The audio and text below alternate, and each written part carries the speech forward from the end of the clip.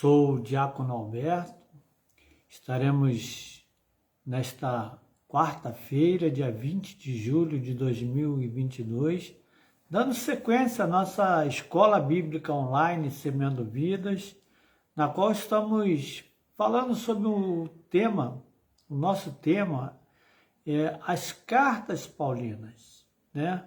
Estamos falando sobre especificamente a carta escatológica aos Romanos, né? Uma carta para a salvação, na qual o apóstolo Paulo ele escreveu essa carta à igreja cristã que estava em Roma, só que nem ele e nem os outros líderes da igreja, como Tiago e Pedro, eles tinham estado anteriormente nessa cidade.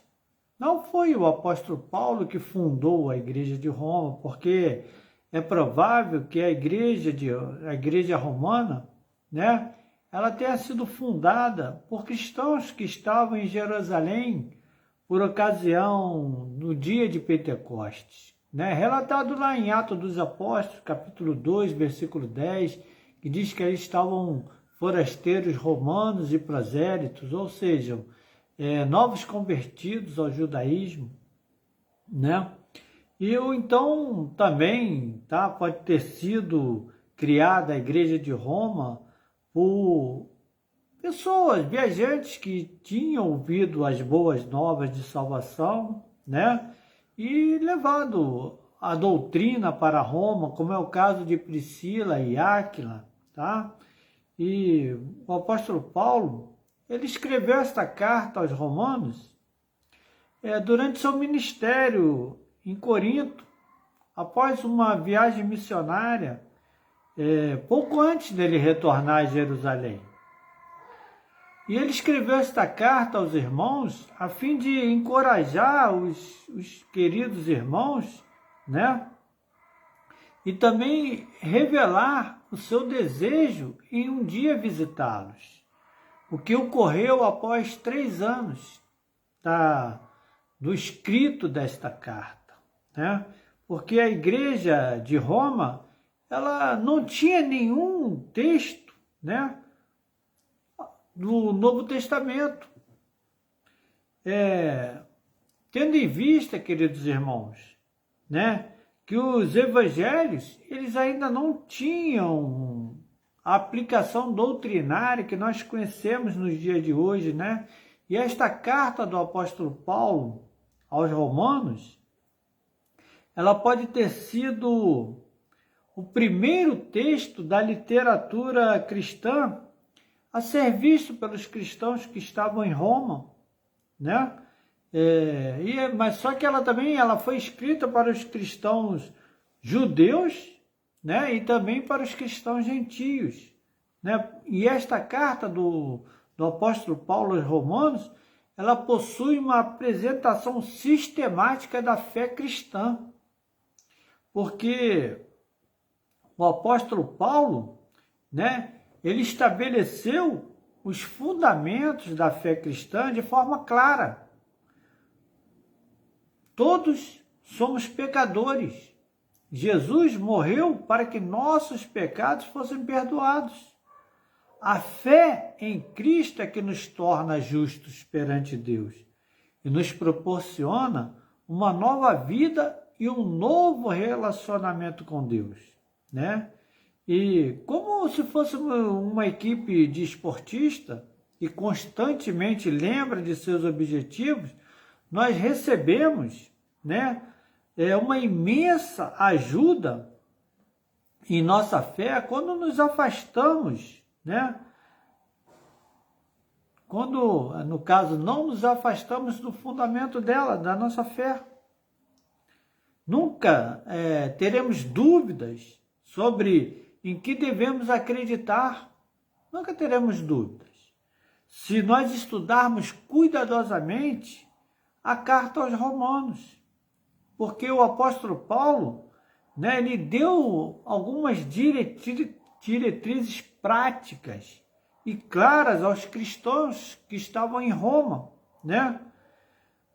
E o cristianismo, querido, ele não é uma teologia abstrata. né, desligada da vida, mas ele tem implicações práticas que influem em nosso comportamento cotidiano. Não basta somente nós conhecermos o Evangelho, nós devemos deixar que este Evangelho, nessas boas novas de salvação, ela transforme a nossa vida. E que Deus, ele interfira em nossos aspectos diários, né, e de nossa vida. E o apóstolo Paulo, ele divide essa epístola, ou seja, esta carta, né, em dois tópicos, vamos dizer assim. O primeiro, em que acreditar? Em que devemos acreditar? E o segundo, nesta carta aos Romanos, ele enfatiza como devemos nos comportar.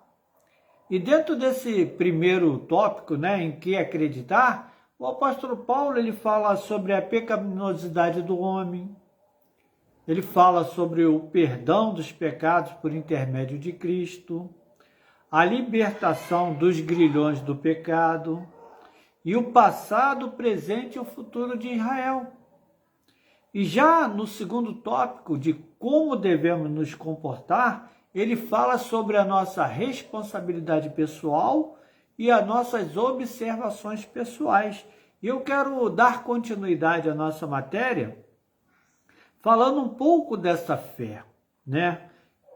Que está no versículo de número 16, tá? Em diante, que diz assim: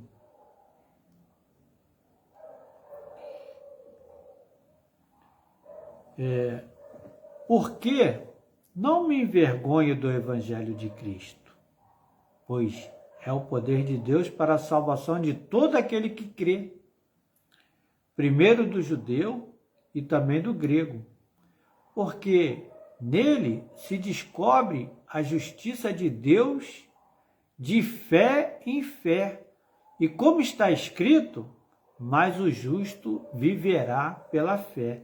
O que é fé? Fé, queridos, é uma palavra muito significativa. Ela implica fidelidade a Deus e confiança absoluta nele, como aquela demonstrada por pessoas que iam a Jesus à procura de uma cura. Fé pode ser crença, né? Pode ser uma crença infecunda que não redunda em boas obras. Mas o que Paulo quis dizer quando falou, né, da fé salvadora lá em Romanos? O que o apóstolo Paulo pretendia quando ele falou sobre esta fé, né? O apóstolo Paulo, queridos, ele relacionou a fé à salvação. Não é necessário praticar boas obras para alcançar a salvação. Se fosse, né, esta seria apenas mais um ato, mais um feito humano. E Paulo, ele deixou bem claro que as obras não nos podem salvar. Embora a fé ela seja, né, uma dádiva, né, concedida por Deus, porque Ele deseja nos salvar, é a graça de Deus e não a nossa fé que nos salva. Em sua misericórdia, queridos, ao nos salvar, Deus ele nos concede esta fé, tá? A fim de que tenhamos um relacionamento com seu Filho, que nos ajuda a ser como Ele, por meio desta nossa fé, que então recebemos do próprio Deus. E iremos passar da morte para a vida. E mesmo na época do Antigo Testamento, a graça, querido, e não as obras, era a base da salvação. Como está assinalado lá no livro de Hebreus, porque é impossível que o sangue de touros e de bodes tire os pecados. Deus queria que o seu povo enxergasse muito além dos sacrifícios daqueles animais.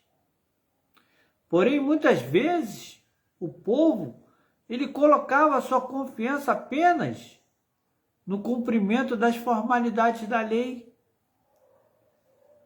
Na prática, dos sacrifícios que eram prescritos, pecou, traz uma rolinha, fez o tal outro pecado, traz um bode. Então o povo, ele colocava, a sua confiança na lei e na prática desses sacrifícios.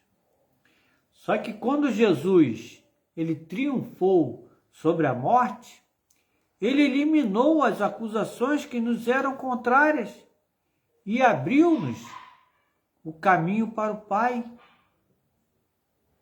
Por ser misericordioso, queridos, Deus nos concede esta fé. Como seria trágico se transformássemos a fé em uma obra e tentássemos desenvolvê-la por nossa conta? Não conseguiríamos. Nunca poderíamos chegar a Deus por meio de uma fé humana. Assim como o povo do Antigo Testamento também não poderia, por meio de seus sacrifícios, ser salvo, Assim devemos aceitar a bondosa oferta de Deus com ações de graça e permitir que Ele plante a semente da fé dentro dos nossos corações. E o apóstolo Paulo, ele fala muito sobre isso, Porque o apóstolo Paulo, nesse versículo de número 16, ele diz que ele não se envergonhava. Ele não se envergonhava do Evangelho, porque pregava sobre as boas novas a respeito de Cristo. Ele pregava uma mensagem de salvação que tem o poder de transformar vidas e é destinada a todos, querido, a todos. Preto, branco, rico, pobre, destinada a todos, sem exceção.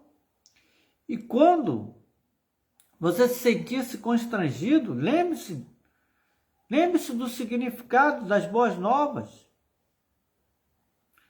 Se fixar sua atenção somente em Deus e naquilo que Ele está fazendo, não em sua inaptidão, você não sentirá mais vergonha do Evangelho e nem de anunciar este Evangelho. É isso que o apóstolo Paulo está falando aqui no capítulo de número 1, versículo de número 16, porque ele não se envergonhava do Evangelho. Porque o Evangelho, ele foi anunciado primeiramente aos judeus. Mas por que ele foi anunciado primeiramente aos judeus? Queridos, por mais de 2000 anos, tinham uma experiência como povo especial de Deus. Eles tinham essa expectativa, Porque existia uma aliança de Abraão com Deus, Então, por que esse evangelho foi anunciado primeiro para os judeus? Devido a essa aliança com Abraão.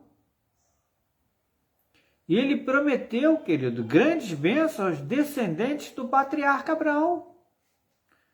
O Messias veio dos judeus em cumprimento da promessa a Abraão.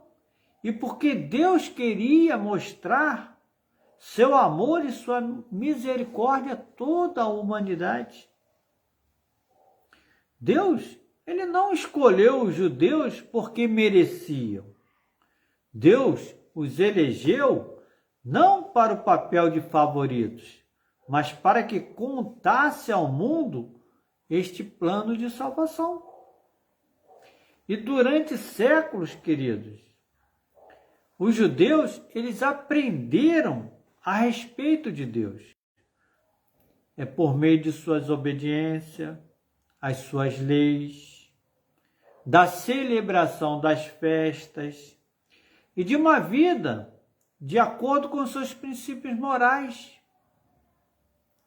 Muitas vezes, eles esqueceram-se das promessas e das leis que Deus, em várias ocasiões, teve que castigá-los. Porque eles esqueciam essa promessa, né? E o Senhor, então, os castigava. Mas eles possuíam, queridos, eles possuíam a preciosa herança, a fé no único e verdadeiro Deus. Muitos adoravam vários deuses, mas os judeus não. Eles somente adoravam o Deus de Israel, o único, né? E de todas as pessoas da terra, os judeus, eles deveriam ser os mais ansiosos para receber o Messias, né? Eles deveriam estar já aguardando o Messias, porque eles conheciam as profecias, conheciam as palavras, conheciam a promessa de Deus. Eles deveriam, o povo judeu deveria ser o mais ansioso em receber o Messias, estender e entender a missão e a mensagem que o Messias traria para o povo, né? Mas apenas alguns desses judeus conseguiram realmente isso, né? E os discípulos, né? Os discípulos e o grande apóstolo Paulo, ele foram um dos judeus fiéis. Eles reconheceram em Jesus a mais preciosa dádiva de Deus à humanidade, querido. Porque Deus enviou seu Filho unigênito para todo que aquele que nele crê não pereça, mas tenha a vida eterna. E os judeus, os cristãos, eles se opunham, né, a religiões idólatras, principalmente a dos romanos. E por isso é que os oficiais romanos muitas vezes confundiam os dois grupos, né? Também, queridos, é possível que a igreja cristã em Roma ela fosse originalmente constituída por judeus que se converteram ao cristianismo, como já falamos, durante a festa de Pentecostes em Jerusalém, em que seu derramamento do Espírito Santo sobre eles, né, veio de forma bem clara, profunda.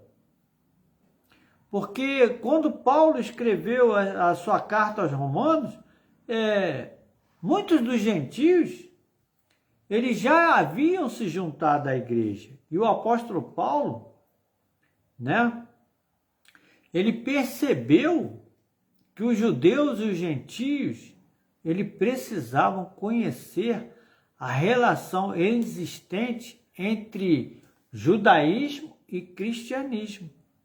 E o apóstolo Paulo, ele percebeu, porque ele tinha sido criado aos pés de Gamaliel, então ele conhecia todas as leis e doutrinas dos judeus, né? Só que agora ele estava começando uma nova missão, uma nova visão, que era o cristianismo, né? Eram as boas novas que revelam como Deus ele foi justo em seu plano para nos salvar e como podemos estar prontos e adequados para a vida eterna, queridos.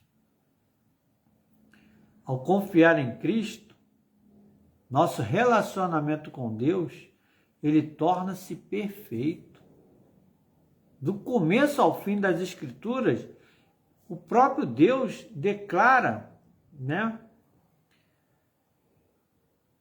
o seu plano de salvação, de que estamos bem com Ele por causa da nossa fé em Cristo, e somente por conta da nossa fé. E o apóstolo Paulo, no versículo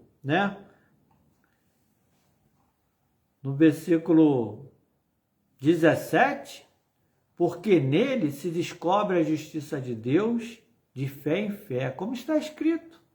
mas o justo viverá pela fé.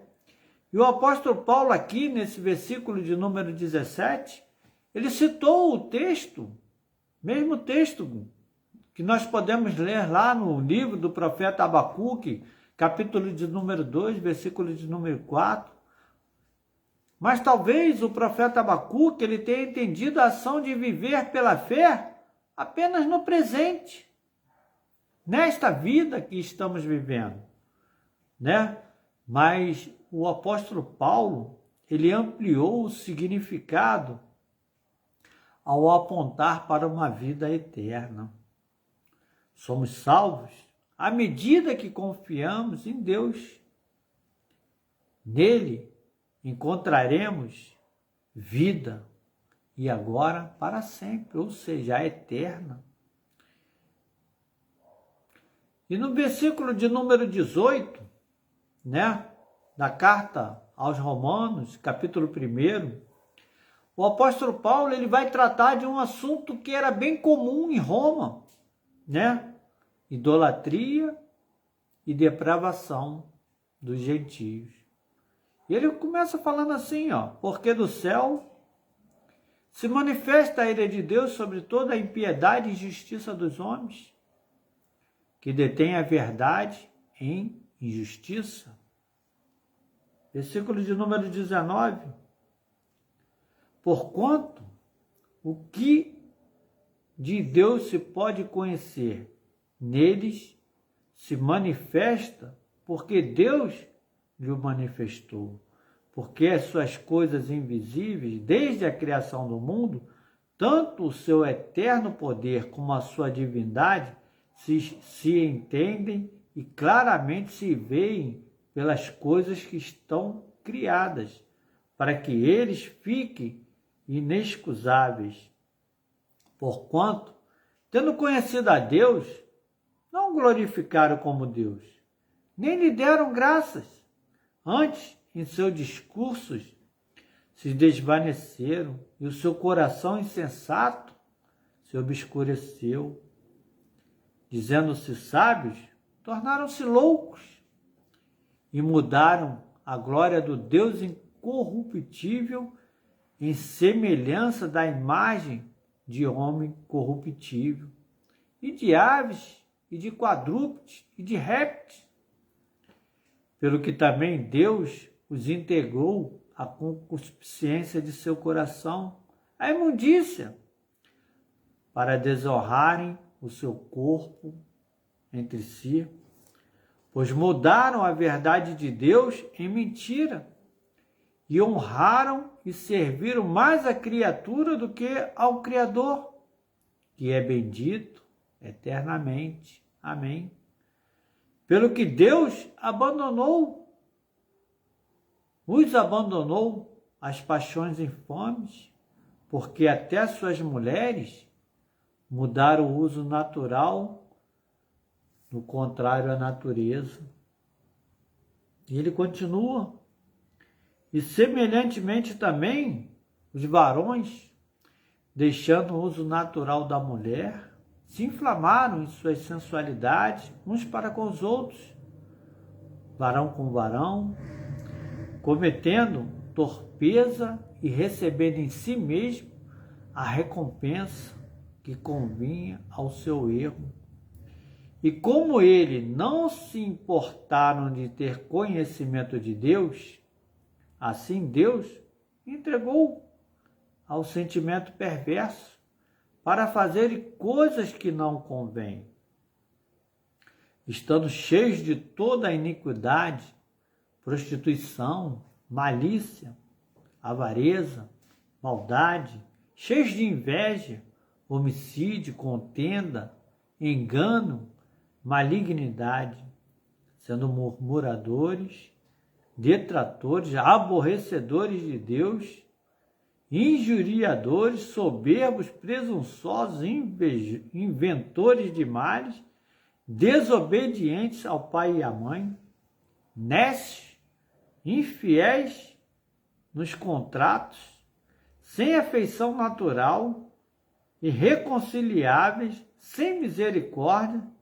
os quais conhecendo a justiça de Deus, que não são dignos de morte os que tais praticam, que são dignos de morte os que tais praticam, não somente as fazem, mas também consente aos que as fazem. O que o apóstolo Paulo estava tentando passar para o povo romano quando ele menciona esses atos, né?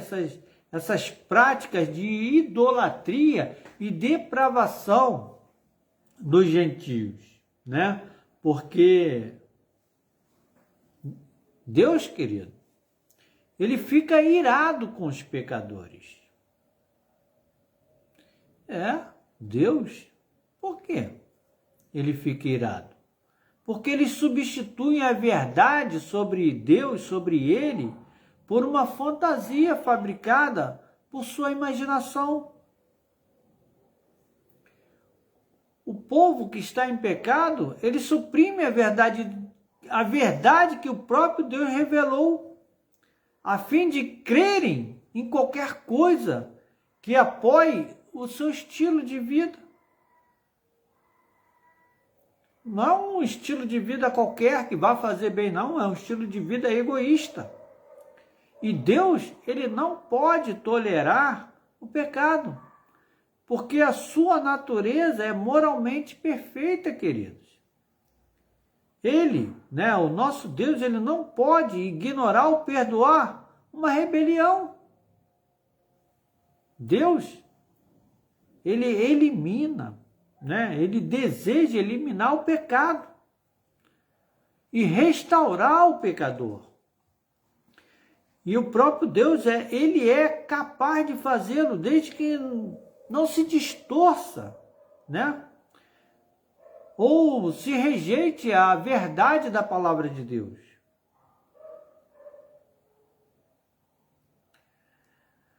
Queridos, Deus, ele demonstra sua ira contra aqueles que persistem no pecado. Não são palavras minhas, são palavras da carta do apóstolo Paulo aos Romanos. O apóstolo Paulo, ele está explicando isso aos Romanos, né? Que o próprio Deus demonstra sua ira contra os que persistem em viver pecando. Então nós devemos certificar-nos, né? Que nós não estamos adorando deuses de fantasia, não estamos vivendo sem Deus, né? Não devemos desprezar a verdade a respeito de Deus, né? Simplesmente porque queremos proteger o nosso estilo de vida. Hoje é normal. Não, hoje é tudo normal. Não, irmão. Não tem nada normal. Normal é crermos na palavra de Deus. Porque em Romanos, né, do 18, né, foi desenvolvido o argumento de Paulo de que ninguém pode afirmar que, por seus próprios méritos ou esforços, né, tornamos-nos agradável aos olhos de Deus.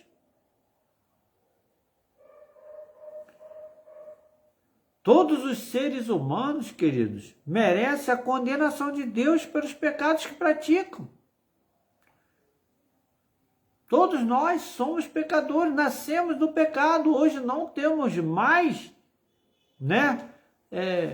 Não queremos mais viver nesta prática, tá?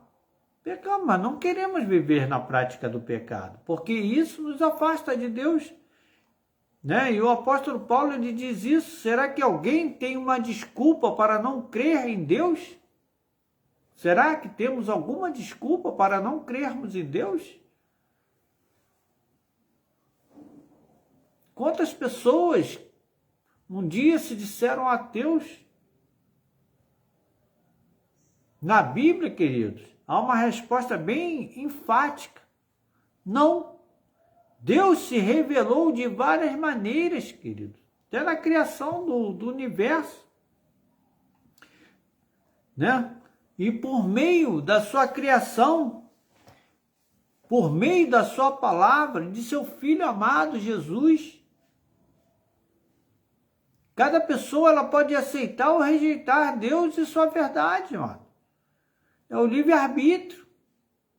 Não se deixe enganar quando chegar o dia. Não se deixe enganar. Quando chegar o dia do juízo, desculpas não serão aceitas. Então devemos começar a partir de hoje mesmo a dedicar nossa adoração e devoção a quem? A Deus. Porque o próprio apóstolo Paulo respondeu a uma questão muito comum. Como um Deus tão amoroso pode enviar alguém para o inferno? Faço aqui essa pergunta e eu mesmo vou responder conforme dito pelo apóstolo Paulo. Né? Como um Deus tão amoroso pode enviar alguém para o inferno? Especialmente alguém que nunca ouviu falar de Cristo. Nunca ouviu falar de Cristo. Na verdade, o apóstolo Paulo afirmou que Deus se revelou claramente a todas as pessoas por meio de sua criação. Ainda assim, alguns o rejeitam. Até esse conhecimento básico sobre Deus como Criador está sendo rejeitado. Além disso, queridos, todos possuem um sensor interno, que é a nossa consciência. A nossa consciência, ela aponta para aquilo que Deus deseja. Não o que nós desejamos, o que Deus deseja. Mas muitos preferem desprezá-la.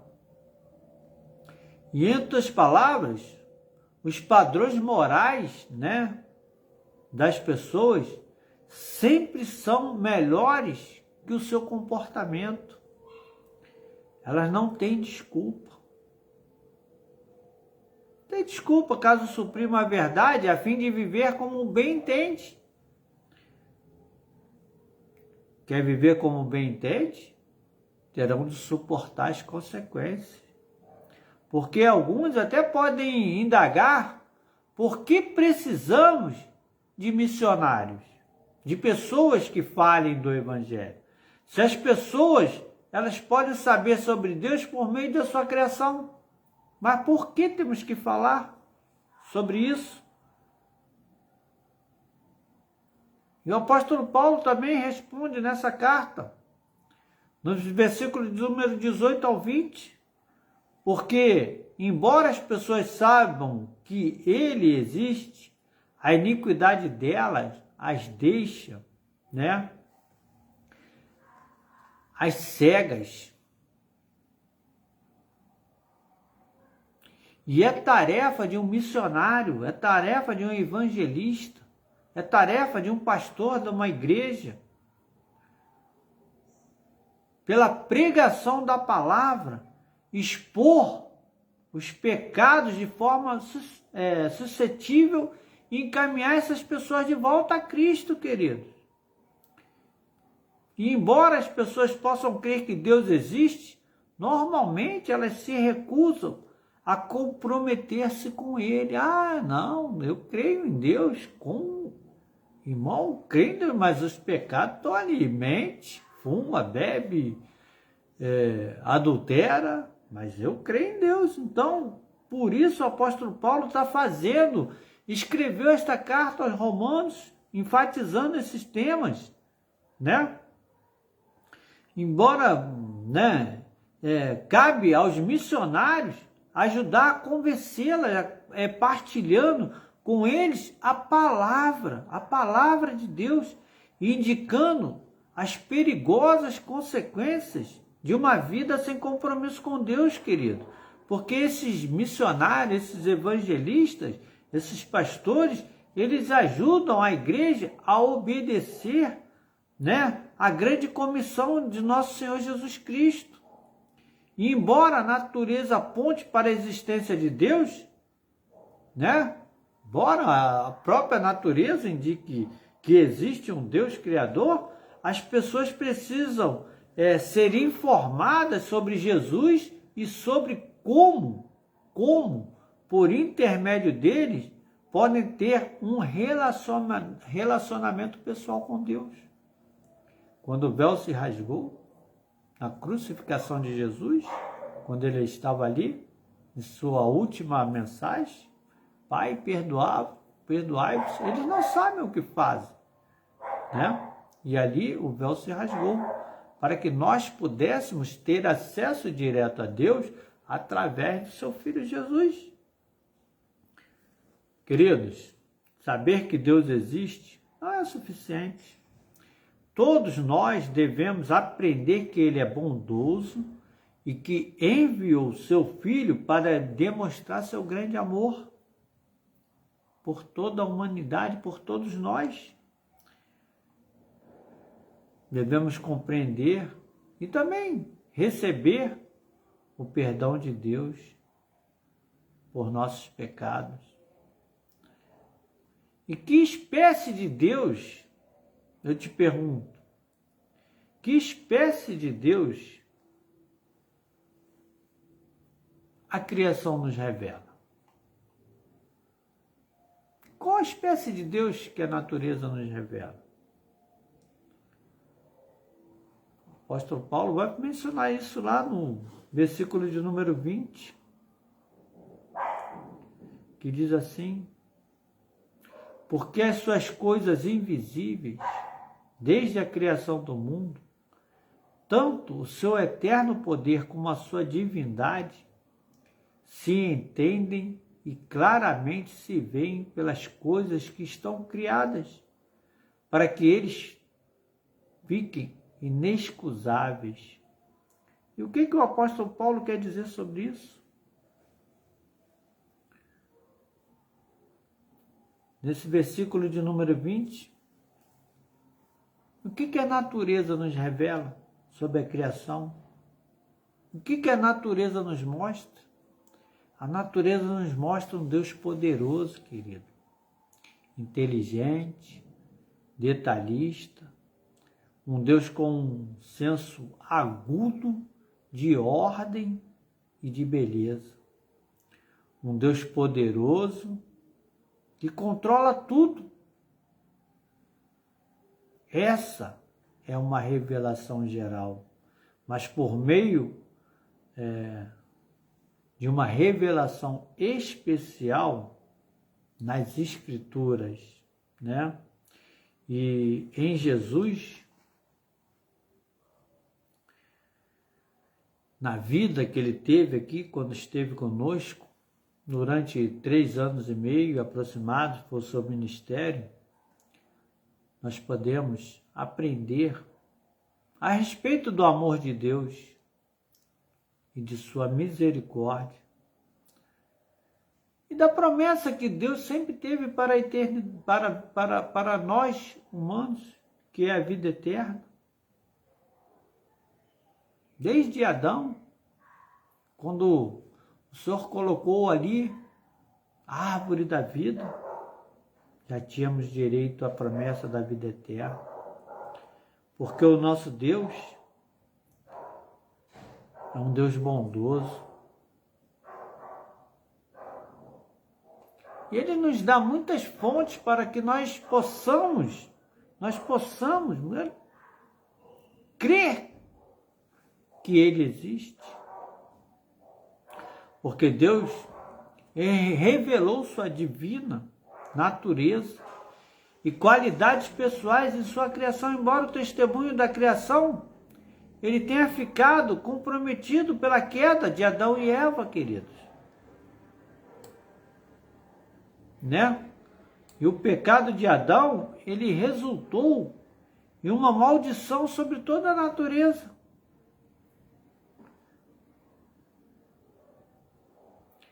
Os espinhos e os cardos, eles foram os resultados imediatos da queda.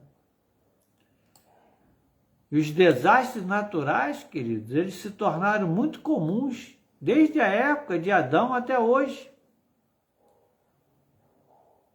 Paulo disse que até a natureza ansiosamente espera ser reparada dos efeitos do pecado. Isso está escrito em Apocalipse, capítulo 22, versículo 3. Até a natureza, ela ansia, ela espera ansiosamente ser reparada. Os animais vão comer juntos, não vai mais haver animais devorando o outro. Porque tudo isso aconteceu por conta da queda de Adão. E o apóstolo Paulo, ele fala, né, sobre o pecado.